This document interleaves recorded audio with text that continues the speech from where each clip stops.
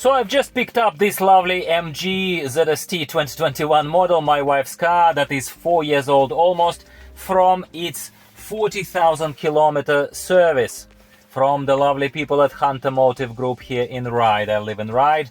So let's drive and talk a little bit about our most recent experience with this vehicle, what has gone wrong, if anything, and are these vehicles ultimately built to last or not? Because I know that I have expressed in the past a thought that maybe they are not. Maybe that's not the philosophy of how these vehicles are made. So before we drive off, please humor me and take a look at our sponsors. This video is sponsored by our old friends Ottocast, creators of a whole lineup of products that are enabling wireless connectivity to your infotainment systems in your car, as long as those infotainment systems have wired Android Auto or wired Apple Carplay respectively. Connect your phone via Bluetooth and then, without connecting any wires, have access to Google Maps, podcasts, phone calls, whatever else, you name it.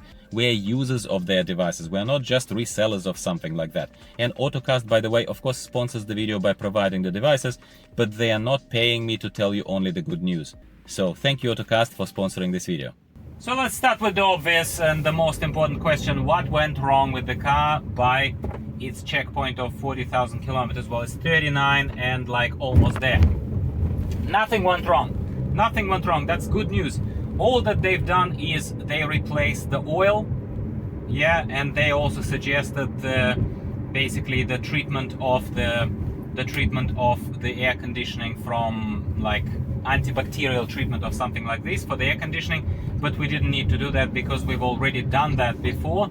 I've done that, I think, optionally. I opted into it and I paid for it last time around, so that didn't need to be done.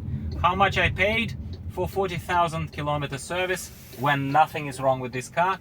I paid $500, about 500 and change. Australian dollars, not American dollars if you're not in Australia.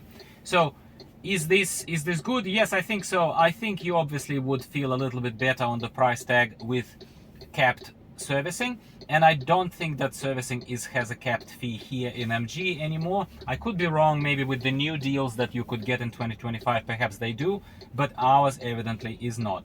So $500 of a service on a car that has nothing wrong and only oil needed to be changed. Please let me know in the comments below if you think it's fair, because everyone charges an arm and a leg for labor. But I think it's a little steep. It's a little steep on the steep side. I think it should have capped at about 400, 450 in my humble opinion. Because let's remember, nothing is wrong. They didn't change brake pads, like that wear and tear is still all good, nothing is wrong. So what are we noticing though as owners of this vehicle in terms of just simply over the time of ownership? What has gone wrong? Again, nothing that I could complain about. The car is still fine, the wheels are all still in nice balance. Of course, I very recently replaced the front tires and they did some wheel rebalancing, so that probably helped with the car basically even on a fairly uneven surface right now, going, as you can see, pretty steady forward. Of course, I'm not going fast, but it's doing it fine.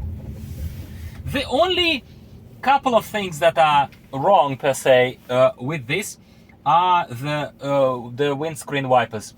Okay, the windscreen wiper itself, well, right now obviously it's dry, so I'm not going to scrape the windscreen, but the windscreen wiper kind of creates this a bit of a screeching noise when it's working, which is not particularly pleasant, of course. And I think that it's not something substantially wrong. It's probably literally just a rubber on the windscreen wiper that's worn off a little bit, hence why it's not great, it's not amazing. But at the same time, it's not something criminal, like something too bad, right? One thing that is bad, but in all fairness, it's not a recent thing, it just has been bad throughout of our ownership of this vehicle, and I can tell you, it is the automatic rain detector. It is whatever the sensor is somewhere there, which obviously is not broken because no diagnostic, nothing even during the service has picked it up. But at the same time, if it's raining, yeah, it turns on, it detects the rain. But in terms of the amount of vigor, let's call it, that it needs to put into wiping, I don't think it's doing it proportionately to the amount of water, amount of rain that it detects. I find it going crazy. Like, it might not even be particularly strongly raining, but this thing would go like mad, you know, wiping that. So that's one thing that is sort of somewhat a tiny bit annoying, in my humble opinion. Aside from that, same old vehicle. As Ilya from Klubny Service said many times, he said, listen, that's simply not how Chinese manufacturers are designing their cars. Their philosophy of car design is different to European cars, American cars, Japanese cars. These cars are designed to last 3 to 5 years maximum. At least according to Ilya from Klubny Service. We don't have to take every word, every one of his words for it, but that's what he says, right? I sort of semi-agreed with him because, not because of this car, but because of what I've seen during that period of time when I first heard this expression, that they're not built to last. I was testing Chery Model 5, and my memory goes back to that time of looking at that brand new Chinese vehicle that's built like out of plastic, you know, like it felt creaky and everything. By the way, this car doesn't creak, nothing is happening with it. It's beautiful, it's perfect. So Ilya said that's their design philosophy, is to make sure that you have a nice time, have a lot of blink, have a lot of screens, have a sunroof for 3 to 5 years maximum. And then this car just gets crumbled. It's not even has much of a particular resale value, and they just sell you another one. That is a business model of those car manufacturers. Again, I don't pretend to be a business model of car manufacturing expert, but I certainly owned a lot of cars and observed a lot of brands emerge on the market and watched some of the sales numbers as well climb up and down the charts. So, in my humble opinion, after almost 4 years of ownership of this particular MG ZST, I think it's fine. I don't think it's any worse than your cheaper version of Toyota Corolla, cheaper version of something even less sort of fancy, I suppose, like, I don't know, Kia, Hyundai, you name it. I think it's fine. Yeah, maybe some materials are cheaper than in your Mercedes Geländewagen, but excuse me, we're not comparing in the same price range. So that, like, we should just dismiss that kind of argument entirely.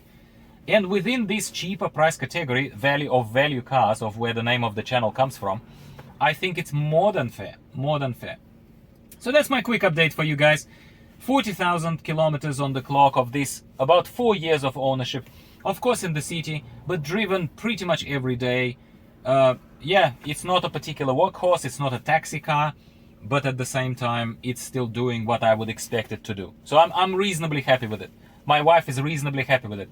Not to mention that lovely people from Automotive group that serviced this car with no particular announcement or no particular expectation from me. They also washed the car and they vacuumed it. They cleaned it so well. I know it all fit into my fairly steep price that I paid of $500 for this whole pleasure, but other people would have charged me $500 anyway and didn't do anything extra, and they did. So thank you, Automotive Group, for looking after our MG ZST. You're good people. And yeah, nothing bad to report for once. I hope you've enjoyed this quick check-in. If you're an MG owner, maybe this reassures you. So I was very, very happy today. It's nice and the sun is shining finally. We are not in the rain anymore. So let's check in next week about something else value cars related in Australia, and emergent brands beyond Australia, without a doubt, are going to be interesting for you as well. Goodbye for now.